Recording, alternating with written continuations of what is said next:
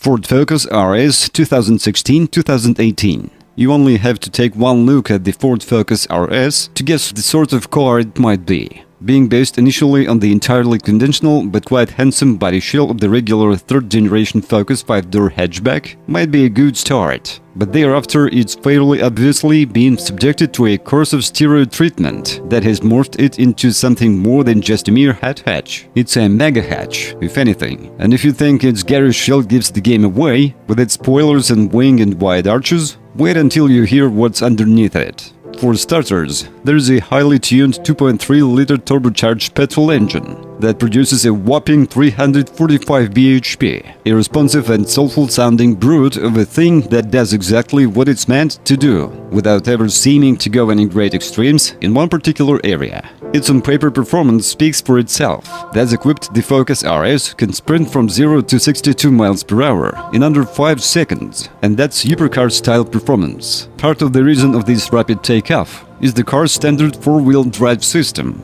as well as a host of technological armory, including a launch control system that helps the driver achieve such impressive figures. He or she will need a little skill though, because the Focus RS is quite deliberately available only with a 6-speed manual gearbox. With a whiff of the old-fashioned fast Ford about it, the Focus RS sticks with tradition rather than leaping forward through technology, but most buyers don't seem to mind.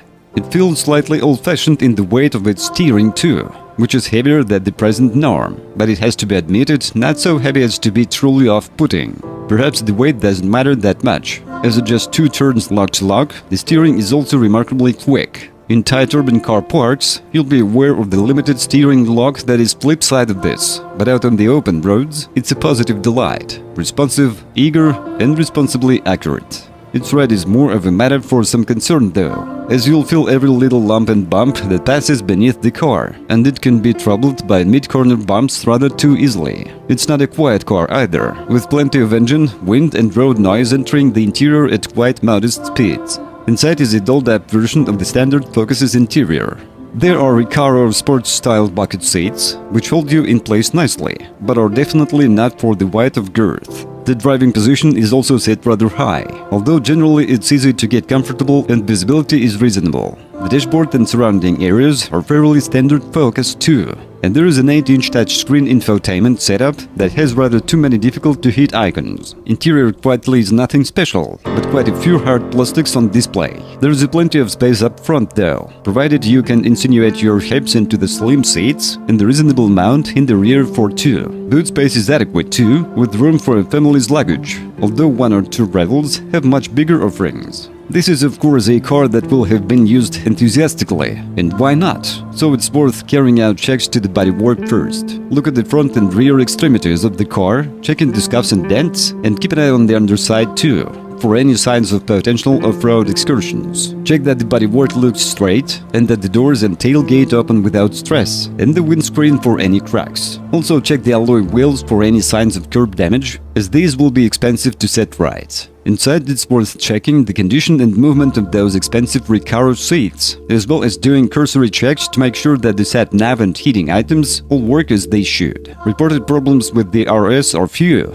and on the whole owners seem happy with their cars. However, there have been several incidents relating to a leaking head gasket on the engine. A plume of white smoke on the start-up is the telltale sign, and a few owners have even needed new engines.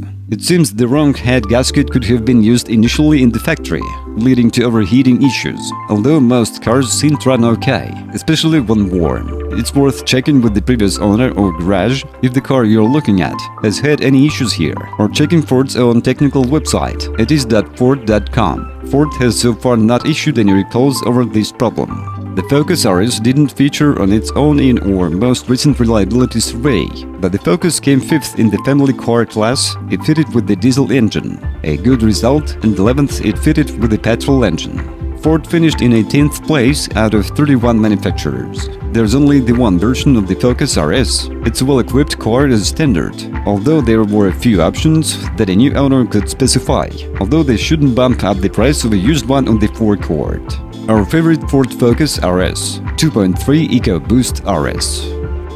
Well, if you're the owner of this car, then please describe the problems that you had to face during the operation of the car.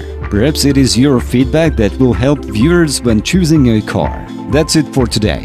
Thanks everyone for attention. It's much work for you to subscribe to the channel. See you soon.